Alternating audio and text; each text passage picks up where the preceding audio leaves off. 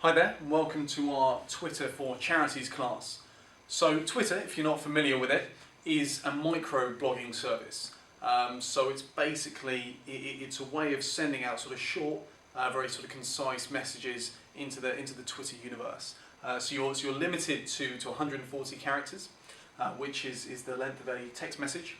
And it's a very different style of interaction compared to, say, blogging or various other forms of social media. But ultimately, as with all forms of social media, it is about building relationships. So a mistake that people very often make when they go onto Twitter initially is they do one of two things. Either they relentlessly sort of push out these marketing and sales messages, and people just aren't interested, no one's listening. Or alternatively, they send out these sort of equally inane sort of updates about their daily activity, what they just had to eat for breakfast. And again, people are not interested. The first thing that you need to do when you go onto Twitter, you need to try and strike up some sort of meaningful relationship with people. Show an interest in what someone else is saying, first of all. Don't just kind of push out these messages into the kind of Twitter universe, because until you've developed those relationships, no one's going to be hearing it.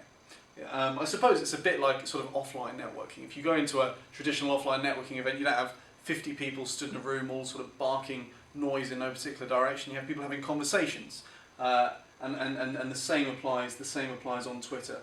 Now, sort of following on from that theme, it's important to always remember your manners. So Twitter etiquette is very important. Don't make sort of silly remarks that might offend people.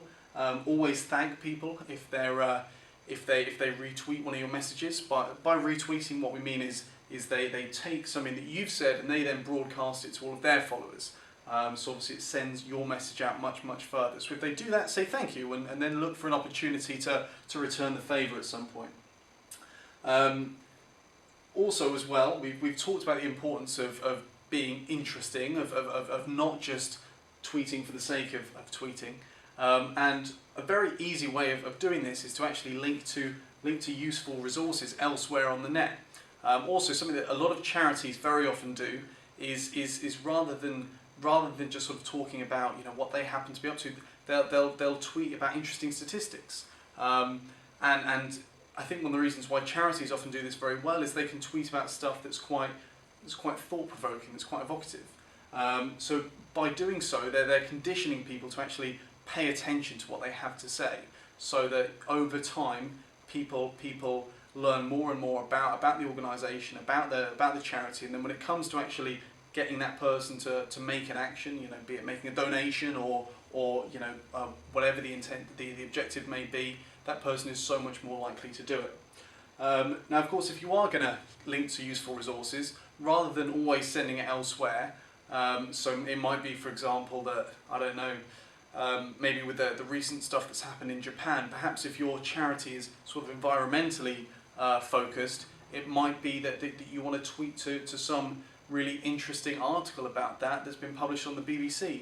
But actually, wouldn't it be far better to write a short blog post on your website and then tweet to that instead, link to that? I mean, after all, you've taken the time to draw their attention to the issue, so your website may as well be the one that's benefiting from the traffic. The next point is branding.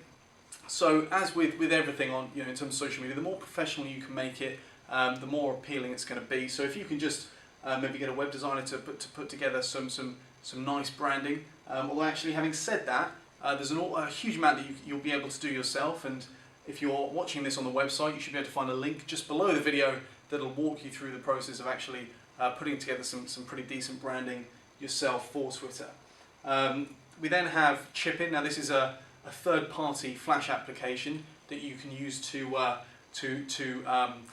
obtain donations online through these social media platforms, and ultimately that's what it's all about.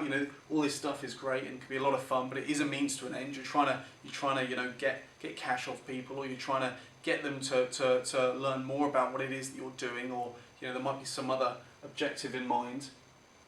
So Chipin is just one of many applications.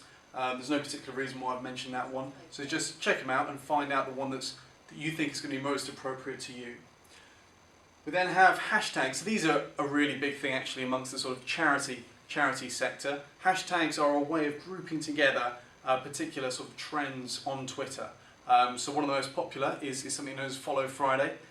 So if I write hashtag, so that's that little symbol there, followed by FF for Follow Friday, people will know that anyone I mention within that tweet is someone that I'm recommending that they should follow. Someone who's interesting. I'm saying that they're, that they're tweeting about stuff that's worth hearing. So that's possibly the most popular hashtag out there. But charities have all sorts of different hashtags that they use to broadcast their message in a really broad sense. Find people with similar interests all over the globe that want to actually sort of take part in whatever it is they're doing. So Vicky, one of the girls that works here, she's just about to take part in a local race, and she's doing that on behalf of a particular charity. And as a result, she's been using various sort of fundraising hashtags on Twitter. So that's definitely worth a look. And then finally, we have TweetDeck and Hootsuite. These are two third-party applications that can be used to get more out of your Twitter experience. They're ways of managing your Twitter account more efficiently, more effectively. I won't go into too much detail here because we have a page dedicated to these applications. But it just allows you to separate all the Twitter noise from the tweets that you really want to hear, from the people that you really care about. So well worth a look. Anyway, that's about it. If you've got any more questions, if you've got any questions at all about Twitter, then why not connect up with me on Twitter and tweet away, or obviously connect with us via our blogs, Facebook, LinkedIn, etc. Cool. Hope to hear from you soon.